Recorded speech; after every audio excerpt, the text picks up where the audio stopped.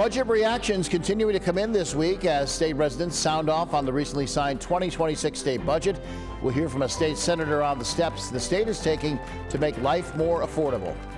Hello and welcome to Empire State Weekly. I'm John Gray. And I'm Jamie DeLine. We're learning more about whether or not New Yorkers believe Governor Hochul's budget plans will make the state more affordable. Now, according to the latest poll from the Siena Research Institute, 52% of New Yorkers say budget measures like inflation rebate checks, a middle-class tax cut, and free public school meals will make the state more affordable. A little more than 1/3 of voters say the budget does not address New Yorkers' real needs. Joining us now to give additional insight on the impact the state budget is going to have, State Senator Pat Fahey, Democrat representing the 46th District.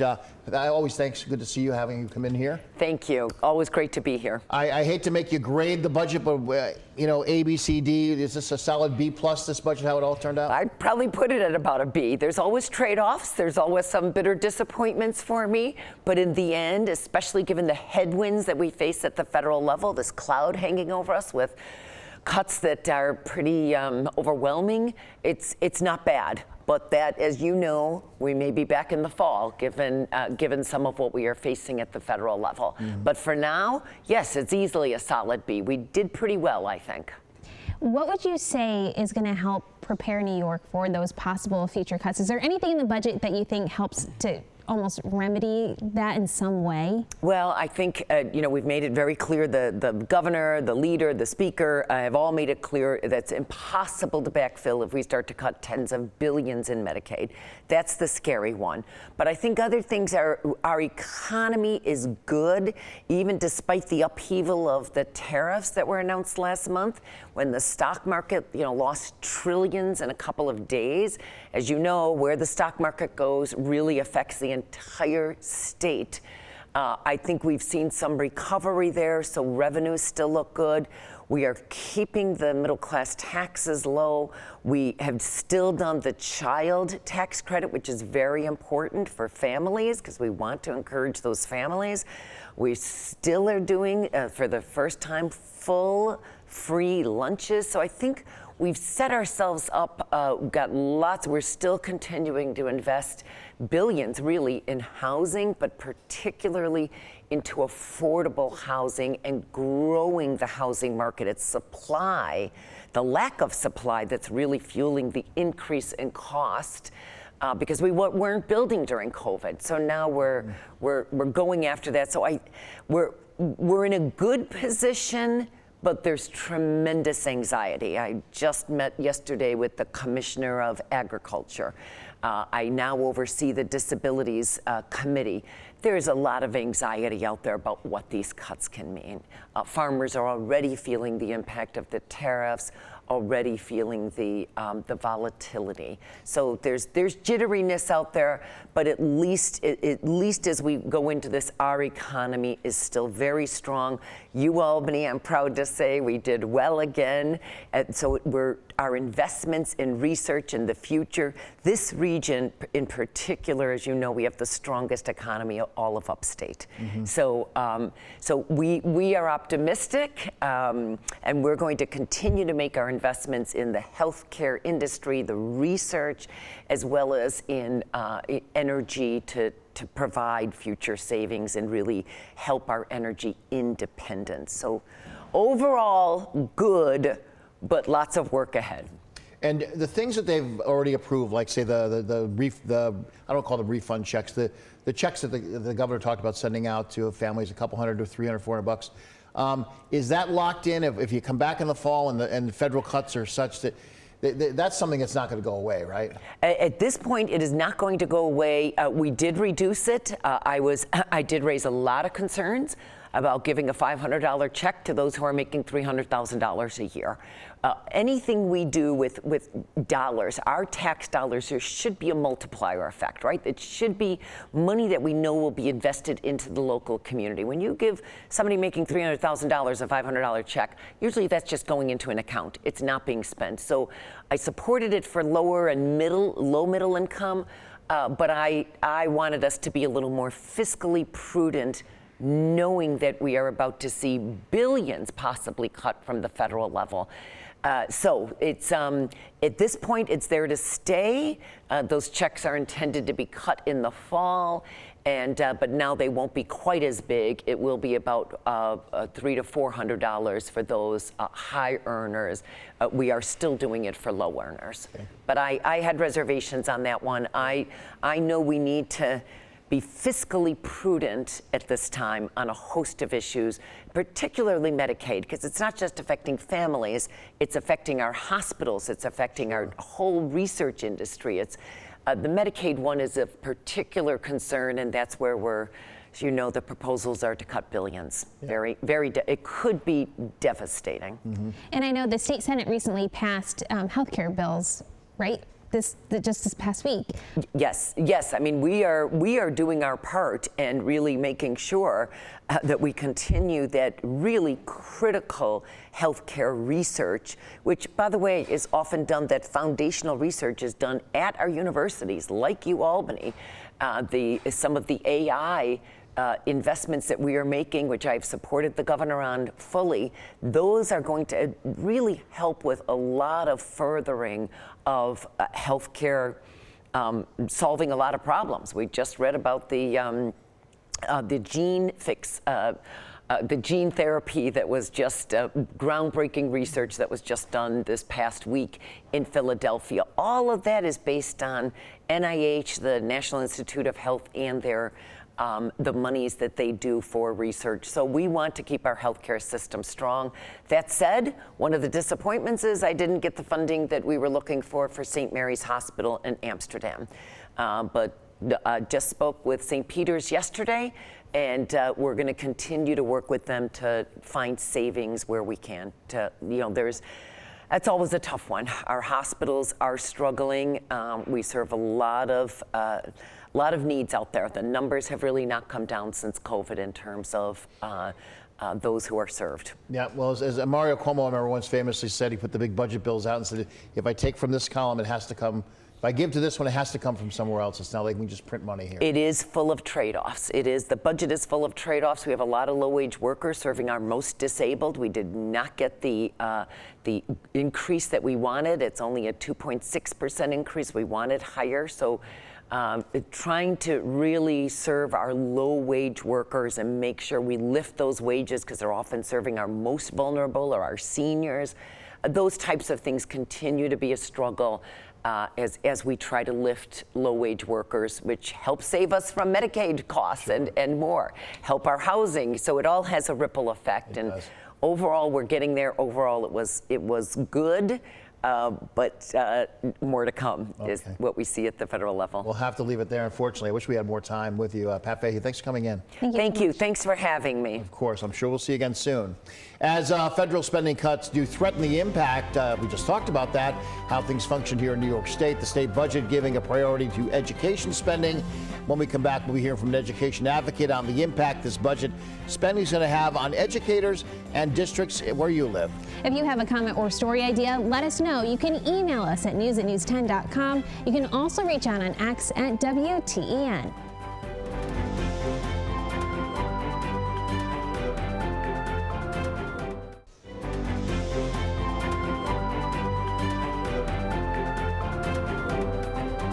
Welcome back to Empire State Weekly. State budget making significant investments in education. SUNY Chancellor John King highlighting the state's strides made in his third State of the University address this week.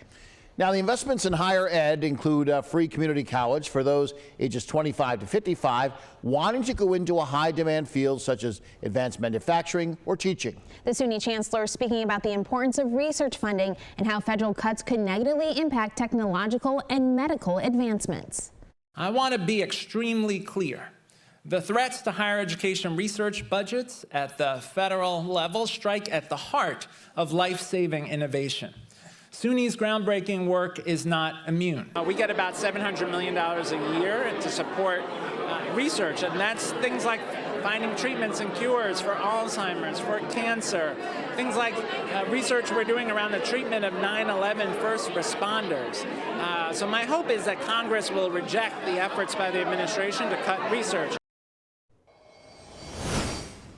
Joining us now to give additional insight into how the state budget will impact education around the state, David Albert. He's the Chief Communications and Marketing Officer for the New York State School Boards Association. Dave, thanks for coming on. My pleasure, John. We had Kathy Fahey on, Senator, earlier in the show talking about how do you grade the budget A through B, C, D. She gave it a solid B. If you were grading education funding and how that all turned out, how was it? I think I would go with a solid B as well. I think it's great that all school districts got a state aid increase this year, which is, great. Last year, there were many districts that got no increase. But that said, many districts, in fact, about 60% of school districts statewide, got the minimum 2% increase. And inflation was running at about 3% back in January. So, it could have been better in terms of state aid. Obviously, we do know and appreciate that the legislature and the governor do support public education. They do the best that they can do. Where did foundation aid lead? Is that all part of the same package, or are those sort of treated like different baskets? Yeah, no, so foundation aid is really the main state aid source for school districts. It is the primary source of state funding for schools. And one wrinkle this year that school districts faced was that the late state budget made it really difficult for districts to know how much state aid they were going to get. So they had to craft their budgets, in a state of uncertainty. And that's always a challenge. Yeah, one thing when you plan a budget, whether it's a household budget or a state budget, is you don't like unknowns. You don't like door number 3 with a big question mark on it. And I feel like the door number 3 right now for schools and for Pat Fahey and the governor is what's going to happen with federal cuts, what's coming down from Washington and the big, beautiful bill. Are schools worried about that although it looks like a solid B now, it looks good, that if there are huge cuts to other programs, education could take a hit later this year? Or is this money locked in? Are you pretty confident about that? So if you look for the 2025 school year, the school year that'll begin in September, 2 of the biggest federal sources of education funding are for poorer schools and for students with disabilities.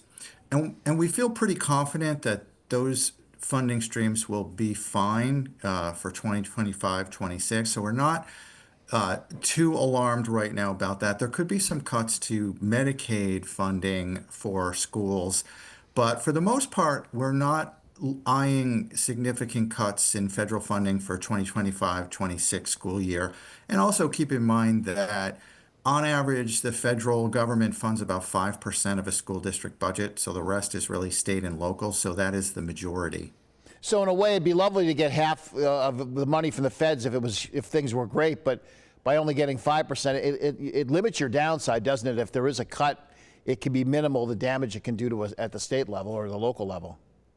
Yeah, and I don't want to downplay the fact that districts are getting 5%. I mean, when you look at it compared to state and local sources, it is very small. That said, 5% on a $100 or $200 million budget is quite a bit of funding. And if schools were to lose that funding, it would undoubtedly result in a loss of programs and services for students. So, it's not a significant percentage, but in terms of the dollars, it matters.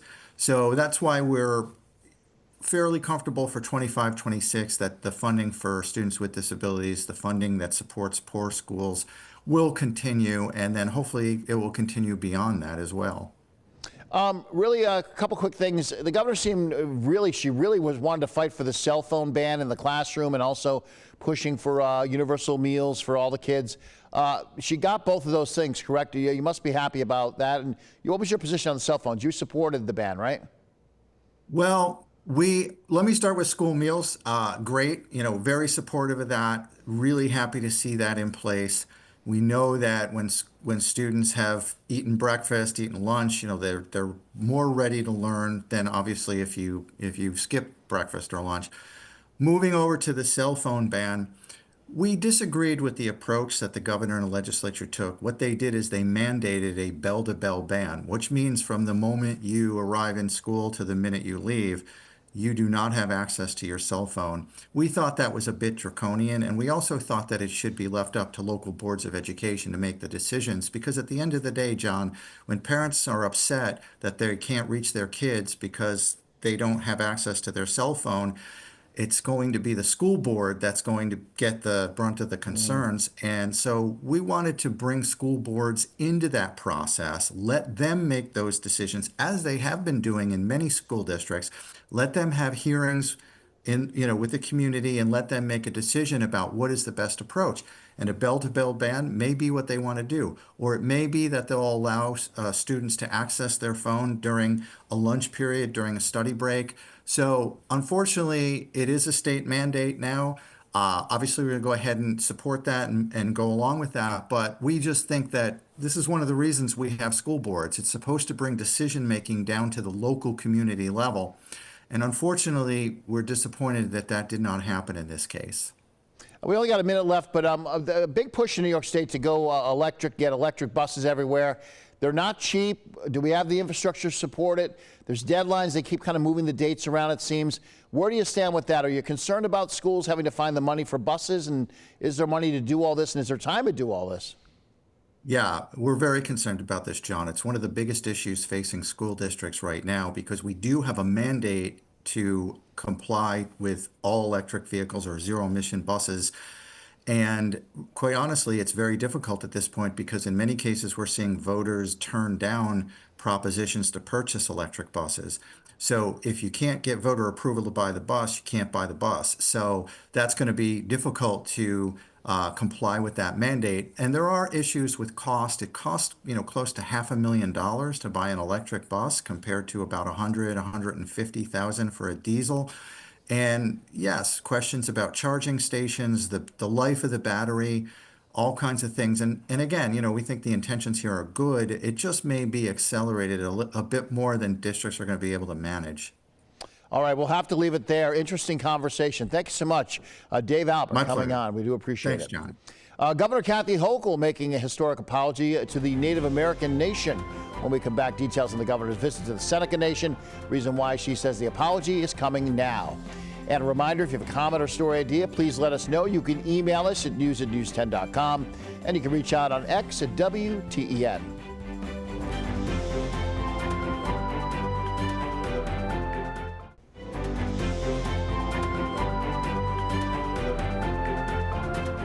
Welcome back. An apology decades in the making taking place in the Seneca Nation territory this week. It follows what the Seneca describe as decades of atrocities at a school in Western New York where Senecas were supposed to be educated but were often mistreated.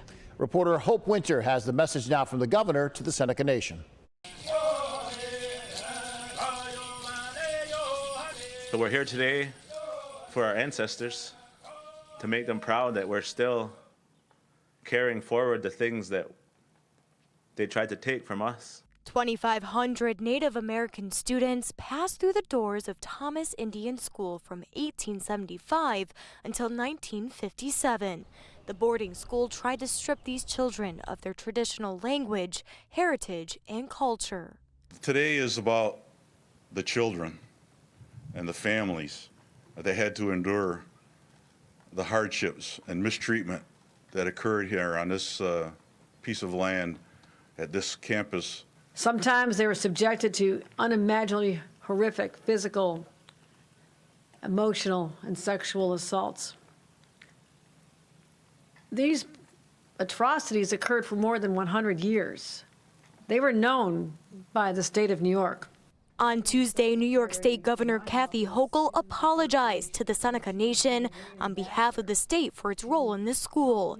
It's a day that Hochul says is long overdue. I cannot change the horrors of the past. I wish I could. I wish I could just wipe it all away. You deserve that.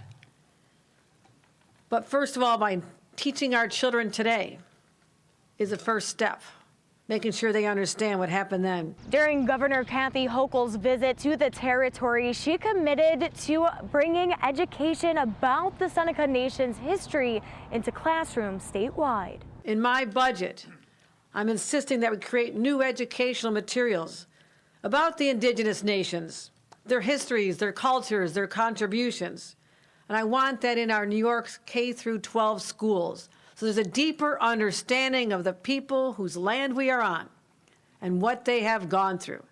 The state says they will engage with indigenous nations to create these materials for the classrooms. For too long, those voices have been silenced, and we want to bring them forward through partnership and collaboration. Reporting in Irving, Hope Winter, News 4.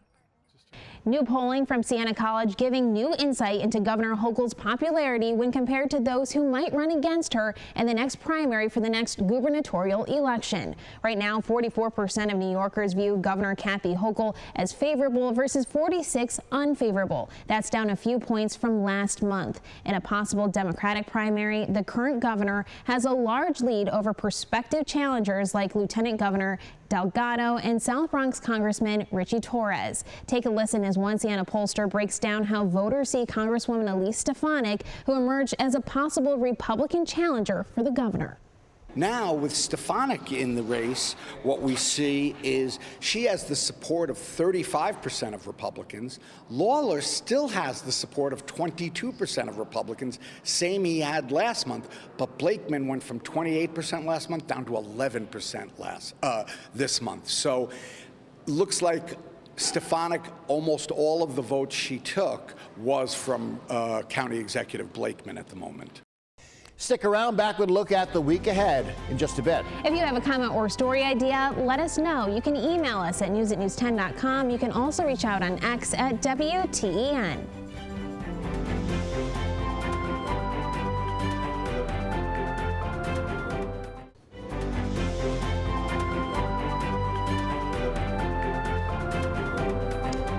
Finally, in Empire State Weekly, as we've been touching on throughout the program, action at the federal level to cut spending will have an impact here in New York. Lawmakers in the House of Representatives passing a multi-trillion-dollar tax break package that President Trump has nicknamed the Big Beautiful Bill. The legislative package includes measures that would make cuts to the Medicaid and food stamps. It would also make a 2017 tax cuts permanent. Be sure to keep an eye on any developments on this bill. We'll watch it for you. As it heads to the Senate, we'll bring you the very latest analysis when it becomes law. For now, from all of us here at Empire State Weekly, I'm John Gray. And I'm Jamie DeLine. We'll see you here next week. Don't forget, you can watch this show, Empire State Weekly, all over New York State. Here's the full schedule of Empire State Weekly on 10 TV stations across the great state of New York.